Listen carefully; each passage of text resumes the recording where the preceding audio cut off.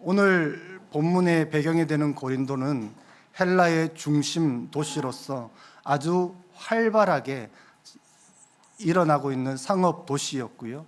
국제적인 항구 도시였습니다.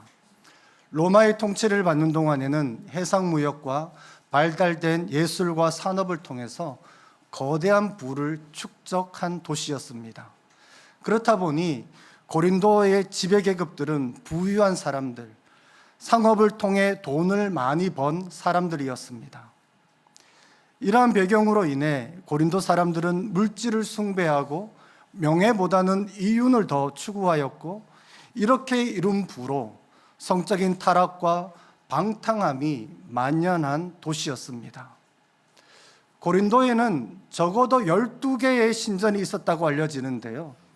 대표적으로 도시 중앙에는 아폴로 신전이, 북쪽에는 의료의 신인 아스클레피우스 신전이 있었습니다. 또 고린도는 사랑의 여신인 아프로디테에게 바쳐진 신전으로 유명했습니다. 이러한 도시 환경에서 세워진 고린도 교회는 바울이 2차 전도 여행을 할 때에 세워졌습니다. 사도행전을 보면 바울은 아덴에서 고린도에 왔을 때에 두려워하고 심히 떨었다라고 말할 정도로 쉽지 않은 땅이었습니다. 이때 유대인들의 적극적인 반대에도 부딪히게 되는데요. 그래서 바울은 디도, 유스도라는 이방인의 집을 중심으로 1년 6개월 동안 사역하면서 고린도 교회를 세우게 됩니다. 이제 오늘 본문 1절 말씀을 보면 개역 개정판에는 나오지는 않지만 원어를 살펴보면 왜냐하면으로 시작합니다. 따라서 오늘의 본문은 앞의 단락과 연관이 있음을 보여주는데요. 9장 마지막 단락에서 바울은 궁극적인 승리를 얻으려면 자신에게 주어진 자유와 특권을 남용하지 말고 절제하는 삶을 살아야 한다라고 결론을 내린 바가 있습니다. 그러면서 바울은 자신들의 자유와 특권을 남용하여 우상 숭배의 길로 나아가 결국은 멸망하게 되는 이스라엘을 예로 듭니다.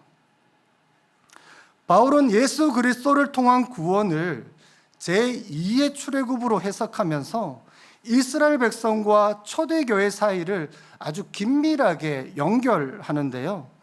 이제 바울은 고린도 교인들을 데리고 이제 구약 성경 속으로 들어가기 시작합니다. 그리고는 이스라엘이 출애굽을 하는 여정 가운데로 그 현장 속으로 고린도 교인들을 데리고 갑니다. 이렇게 함으로써 이스라엘 백성들의 출애굽 여정과 고린도 교회가 걸어온 그 길의 유사성을 제시하는 것이죠. 먼저 2절 말씀을 보면 우리 조상들은 다 구름 아래에 있었다라고 말합니다. 이것이 무엇을 의미하는지 금방 떠오르시죠? 이스라엘 백성이 출애굽한 이후에 광야 길을 걸을 때 낮에는 구름 기둥으로, 밤에는 불 기둥으로 인도함을 받은 사실을 가리킵니다. 이것은 하나님이 친히 길을 인도하신다는 표지이자 하나님이 이스라엘과 함께 하신다는 것, 즉 주의 임재와 현존의 상징이기도 했습니다. 이스라엘 백성이라면 그 누구도 예외 없이 모두가 다 하나님의 인도하심과 하나님의 현존을 매일 매 순간마다 눈으로 보고 경험했던 것이죠. 둘째로는 다 바다 가운데로 지나는 기적을 체험했습니다. 이것은 이스라엘 백성들을 위해 홍해를 가르시고 이스라엘 백성이 안전하게 건너가게 하신 사건을 가리킵니다. 이 과정에서 애굽 군대를 멸하시는 하나님의 능력을 직접 목도하기도 했습니다. 하나님께서 친히 대적들로부터 보호하신다는 것을 경험적으로 알게 한 사건이죠. 셋째로는 다 구름과 바다에서 세례를 받았습니다. 청년이든 장년이든 여자든 남자든 신실한 자이든 그렇지 못한 자이든 모든 이스라엘 백성들이 세례를 받았습니다. 여기서 세례를 받다라는 단어를 사용한 것은 이스라엘 백성들이 모세에게 세례를 받은 것처럼 고린도 교인들은 이제 그리스도께 세례를 받았음을 가리키는 것입니다. 넷째로는 다 같은 신령한 음식을 먹었습니다.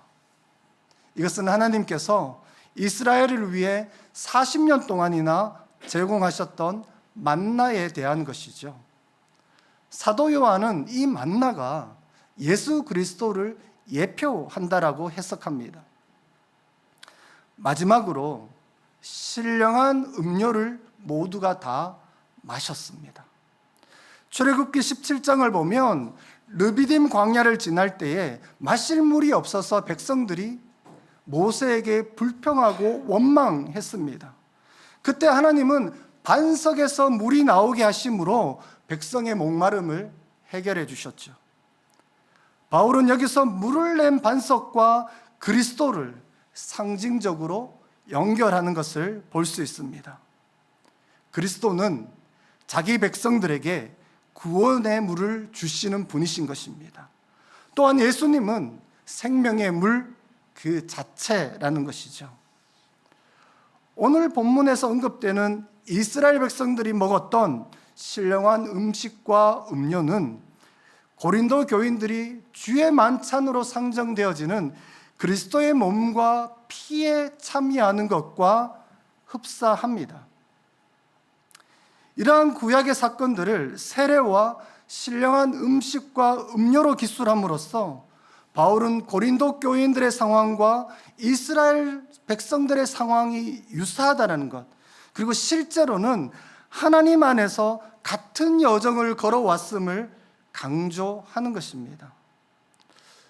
오늘 본문을 주의 깊게 읽는다면 1절부터 4절까지 다라는 단어가 4번 반복되는 것을 발견할 수 있는데요.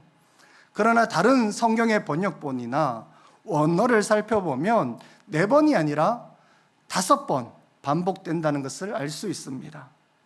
그들은 다 구름 아래에 있었고 다 바다를 건넜고 다 구름과 바다에서 세례를 받았고 다 같은 신령한 음식을 먹었으며 다 같은 신령한 음료를 마셨다는 것입니다. 여기에는 예외가 없다라는 것이 중요합니다. 하나님의 백성이라면 모두가 경험하고 누린 은혜였습니다. 부자나 권력을 가진 자는 더 많이 누리고 가난하고 소외된 자는 더 적게 누린 것이 아닙니다. 하나님께서 주시는 은혜에는 차별이 없기 때문입니다. 누구 하나 예외 없이 엄청난 특권을 누렸지만 5절에 보면 그들의 다수를 하나님이 기뻐하지 않으셨다라고 말해요. 이것은 그저 하나님이 기분 나빴다라는 말이 아닙니다.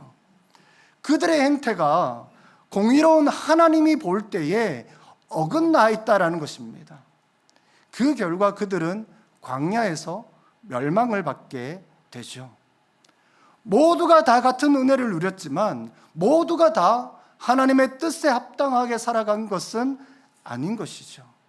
오히려 소수만이 하나님의 뜻에 부합하는 삶을 살았다는 것을 엿볼 수가 있는 대목입니다.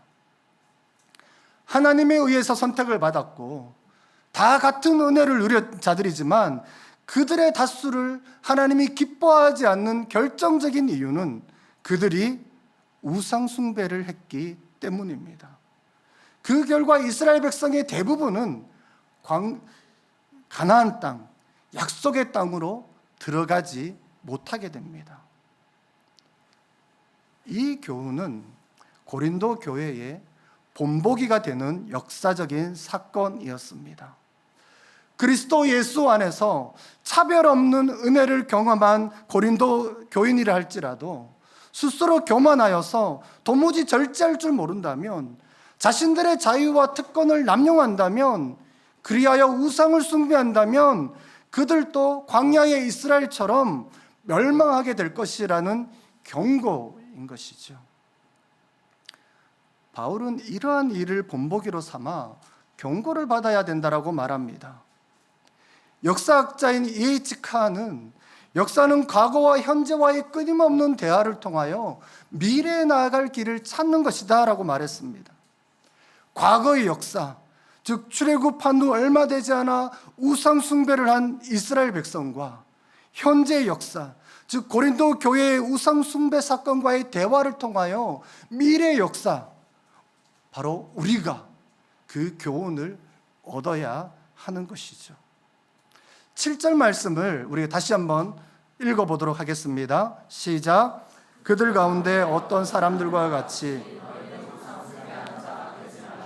기록된 바 백성이 앉아서 먹고 마시며 일어나서 뛰논다 함과 같으니라. 사도 바울은 고린도 교회에 퍼져 있는 우상 숭배를 이스라엘의 우상 숭배와 연결하고 대화를 시도하는데요. 7절의 배경이 되는 말씀은 출애굽기 32장입니다. 이스라엘이 시내산에 머물 때에 모세는 40일 동안 산에 올라가 하나님과 교제를 나눕니다. 바로 이때에 모세가 산에서 내려옴이 더딤을 보고 불안에 빠진 이스라엘 백성들이 아론에게 우리를 인도할 신을 만들라 라고 요구하게 되죠. 사실 모세가 그들을 떠나서 홀로 산에 머물 수밖에 없었던 이유는 이스라엘 백성들의 요청 때문이었습니다. 출애굽기 20장 18절에서 21절에 보면요, 하나님의 임재를 눈으로 직접 목도한 이스라엘 백성들은 두려워하여 모세에게 이렇게 말합니다. 당신이 우리에게 말씀하소서 우리가 들으리이다. 하나님이 우리에게 말씀하시지 말게 하소서 우리가 죽을까 하나이다. 바로 이 일로 말미암아 하나님과 백성 사이에 커다란 간격이 생기고 맙니다. 21절 말씀을 보면 하나님과 백성 사이가 얼마나 멀어졌는지 짐작해 볼 수 있는데요. 백성은 멀리 서 있고 모세는 하나님이 계신 흑암으로 가까이 가니라. 백성들은 하나님의 임재로부터 점점점 멀어졌고 모세는 하나님의 임재에 더 가까워진 것을 볼 수 있는 대목입니다. 40일간의 모세의 부재는 이스라엘 스스로 만들어 놓은 것이었습니다. 그래 놓고도 정작 그들은 모세가 산에 올라가 있는 그 시간을 견디지 못했습니다. 이러한 불안의 직접적인 원인은 하나님의 직접적인 임재와 말씀을 거부한 까닭입니다. 그럼에도 지금 이 순간 필요한 것은 신뢰함으로써 하나님을 바라보는 것임에도 불구하고 보이지 않는 하나님을 보이는 신의 형상으로 만들므로 이 문제를 해결하려고 시도하는 것입니다. 분명 하나님은 십계명을 통하여 아무 형상이든지 만들지 말라라고 하셨지만 이스라엘을 사로잡은 불안은 눈에 보이는 우상의 형상을 만들게 합니다. 보이지 않는 하나님을 대신하여 눈으로 보이고 손으로 만져지는 금송아지를 만들었다는 것은 하나님을 자신이 만들 수 있는 소유물 정도로 생각했는지도 모르겠습니다. 우리 하나님은 어떤 분이십니까? 무소부지하신 분이십니다. 시공간의 제한을 받지 않으시고 어느 곳에든 계시는 분이 우리 하나님이십니다. 그런데 이스라엘은 지금 그 하나님을 금송아지로 대체함으로 시공간의 제한을 받는 분으로 한계를 지어버린 것입니다. 이러한 이스라엘 조상들의 죄에 대한 언급은 고린도 교인들에게 매우 적절한 것이었습니다. 왜냐하면 당시 고린도에는 우상 숭배가 만연하였고 고린도 교인들 역시 그들의 잘못된 지식과 방종으로 인해 멸망의 길로 나아가고 있었던 것입니다. 고린도 교인들 역시 모든 이들이 그리스도 예수 안에서 영적인 여정을 시작했습니다. 모든 사람들이 주의 세례를과 주의 만찬에 참여를 했습니다. 모두가 다 하나님의 은혜 아래에 있었습니다. 성령으로 말미암아 하나님과 직접적인 교제도 나눌 수 있었습니다. 하나님의 음성도 들을 수 있었습니다. 성령의 인도하심도 경험할 수 있었습니다. 그러나 이러한 경험들이 있다고 해서 그들 모두가 이 영적인 여정을 완성하고 영원한 생명을 누린다라는 보장이 없는 것입니다. 특별히 바울은 세례를 받고 성찬을 받은 그리스도인은 결코 하나님의 심판을 받지 않는다라고 주장하는 사람들을 염두에 두고 이스라엘을 예로 들면서 징계를 받았다라는 것을 지적하는 것입니다. 그러므로 세례를 받고 성찬을 받은 그리스도인을 할지라도 넘어질까 조심해야 하는 것입니다. 그래서 바울은 고린도전서 10장 14절에서 이렇게 말합니다. 그런즉 내 사랑하는 자들아, 우상 숭배하는 일을 피하라. 다른 번역본에서는요, 우상 숭배로부터 도망가라 라고 표현합니다. 이 경고를 무시하지 말아야 합니다. 이 경고를 가벼운 마음으로 다루거나 장난치듯이 접근해서는 안 됩니다. 피하지 않으면 언젠가는 잡히게 될 것이고, 그렇게 될 경우 심판을 받을 수도 있기 때문입니다. 사실 이러한 우상 숭배와의 대결은 사도행전을 보면 다양한 형태로, 다양한 양상으로 나타난 것을 알 수 있는데요. 루스드라에서는 못 걷는 사람을 고친 일로 바나바와 바울을 인간의 몸을 입고 온 헬라의 신 제우스와 헤르메스라고 칭송을 하였습니다. 그러나 바울은 자신들도 똑같은 사람일 뿐이라고 말하면서 이러한 헛된 일을 버리고 살아계신 하나님에게로 돌아오라라고 말합니다. 그러나 여러분들도 잘 아시다시피 오늘날의 한국 교회 안에서는 하나님이 아니라 자신을 숭배하도록 속이는 자들이 너무나 많은 것 같습니다. 스스로 신이 되려는 지도자가 얼마나 많은지 모릅니다. 이것을 피해야 합니다. 아덴에서는요, 바울이 예수와 부활에 대하여 철학자들과 변론을 할 때에 그 일 때문에 아레오바고 당국에 불려가서 검열을 받습니다. 바울이 아덴에 새로운 신을 소개하는 것으로 생각했기 때문이었죠. 에베소에서는요, 바울이 2년간 두란노에서 가르쳐 많은 사람들이 회심을 하였고 신자의 수가 폭발적으로 늘어났습니다. 그런데 이 일로 인하여 에베소의 우상 산업이 무너지기 시작했던 것입니다. 여기서 한 가지 흥미로운 사실은 바울은 사람의 손으로 만든 것은 신이 아니다 라고 주장을 했는데요, 바울이 에베소가 후원하는 여신인 아데미와 다이아나를 구체적으로 비방하지는 않았다라는 것이에요. 분명 단호하고 직접적으로 복음을 전했지만 상대방에 대하여 모욕적인 태도로 복음을 전하지 않았다라는 것입니다. 이것은 오늘날 교회들이 타 종교를 대할 때에 어떤 태도를 취해야 하는지를 보여주는 힌트가 되는 것이죠. 우리는 고린도 교회가 헬라와 로마의 다신론에 빠져 있다가 그리스도를 믿게 된 사람들이 주축이 되었다는 것을 알고 있습니다. 이전에는 다신론적인 우상을 섬겼지만 이제는 유일신론적인 세계관에 들어오게 된 사람들이었습니다.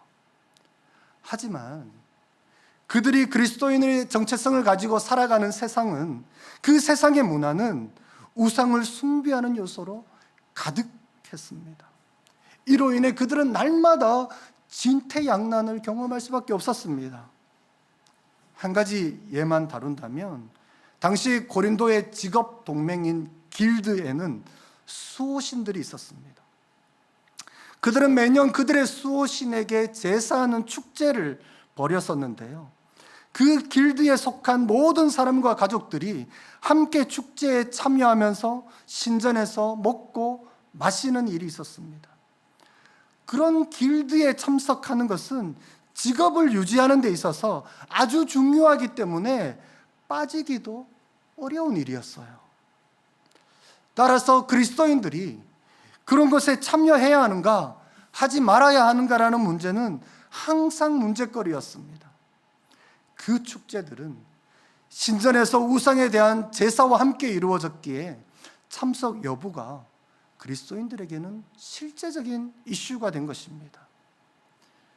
그런데 고린도 교회의 어떤 이들은 성령과 지식을 가진 것을 자랑하면서 물질이나 육신적인 것은 영적인 구원에 영향을 미칠 수 없다라고 생각했습니다.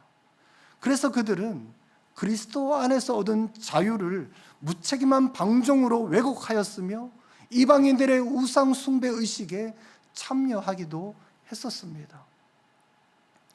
신전에서 이루어지는 우상 숭배 의식에 참여하고 음식을 먹음으로써 믿음이 약한 형제들을 시험에 들고 넘어지게 만든 것이죠. 문제는 이 금송아지 숭배, 보이는 신을 숭배하는 것이 오늘날 우리가 살아가는 일상에도 깊이 뿌리 내리고 있다라는 것입니다.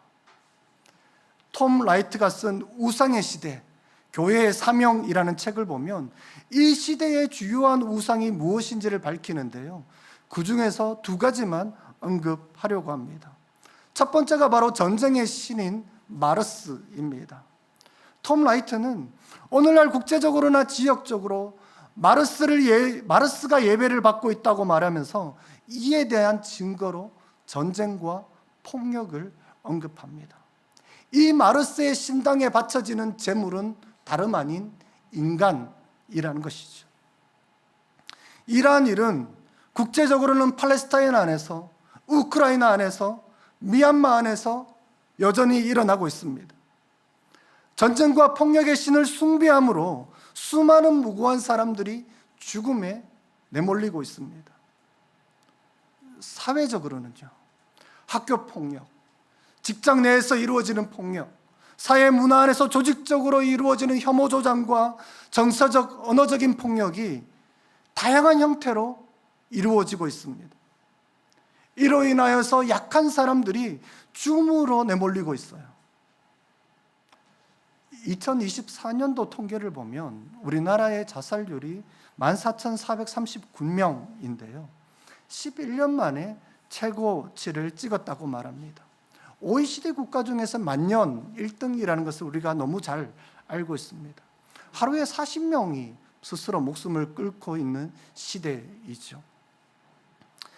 톰 라이트는 계속해서요, 마르스가 오늘날 크게 지지를 받고 있는 것은 그를 숭배하는 자들로 가득한 사회가 다름 아닌 만몬을 예배하고 있기 때문이라고 말합니다. 골로새는 탐욕은 우상 숭배다라고 명확하게 말하는데요, 이 만몬 숭배는 우리 시대에 부와 성공과 권력을 탐하는 것으로 나타납니다. 많은 사람들이 눈에 보이는, 손으로 만져지는 이 만몬을 숭배합니다.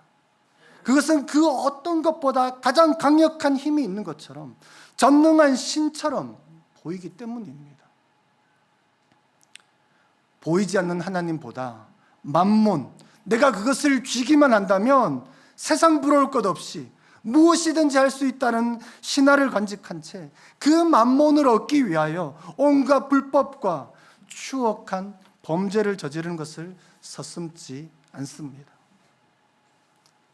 이러한 만몬에 대한 숭배는 대중매체를 통해 번쩍이는 화려한 광고 속에서 수많은 사람들의 입에서 입으로 전달되는 대화를 통하여 문화라는 옷을 입고 다양한 방식으로 이 사회를 잠식해가고 있습니다.